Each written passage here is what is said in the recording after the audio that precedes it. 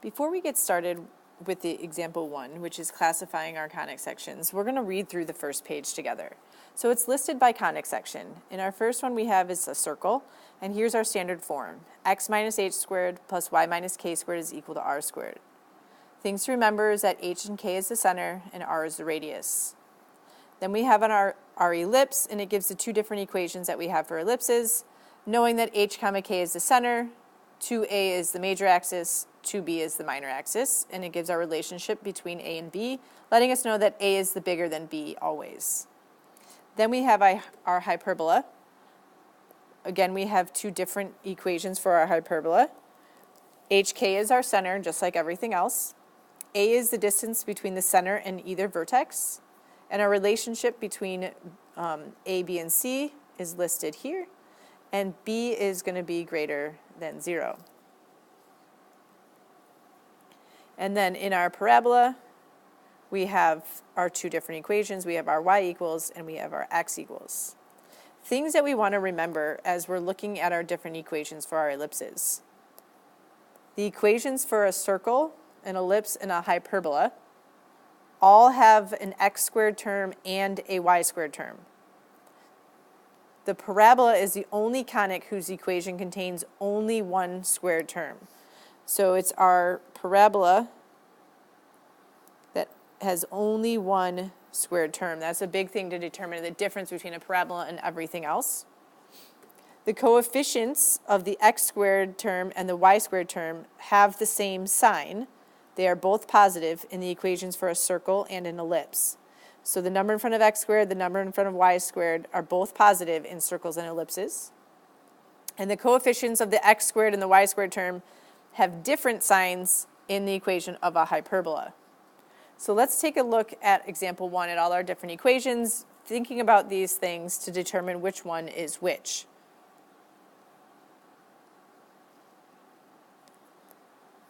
So in example 1, in letter A, we have negative 16x squared plus y squared. Since we have two things that are squared, we can eliminate parabola as our choice. The other thing we need to think about is, do we have the same positive coefficients? And since they are not both positive, we have one negative coefficient and one positive coefficient, we can say that this equation represents a hyperbola.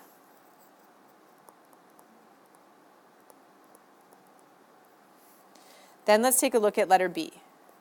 Letter B, we have a y squared, but there is no x squared. Since there's no x squared and only a y squared, we can determine that this is a parabola.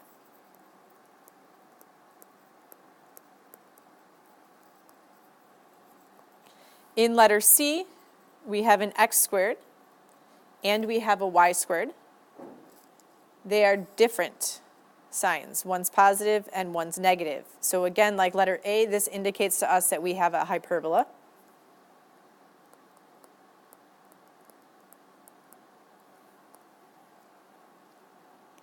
If we take a look at letter D,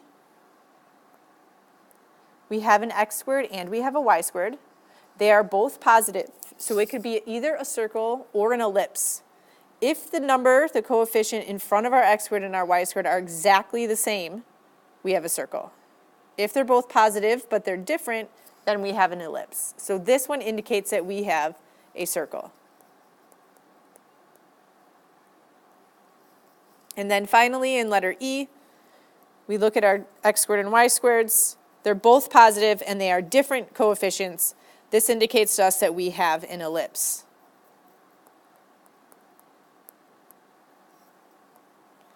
In the try this below, it's asking you in parts A through E above, so all of these, put the conic sections in standard form.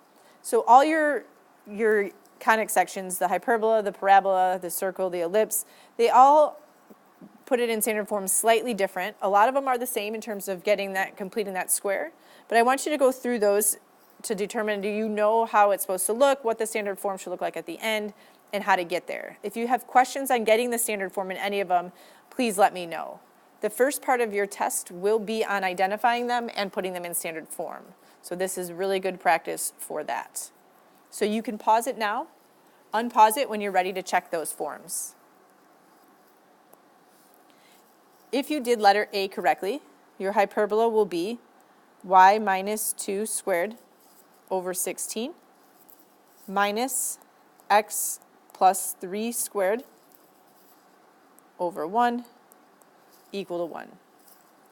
For part B, your parabola, you'll get x equals 1/2 times y plus 1/8 squared plus 15 over 128.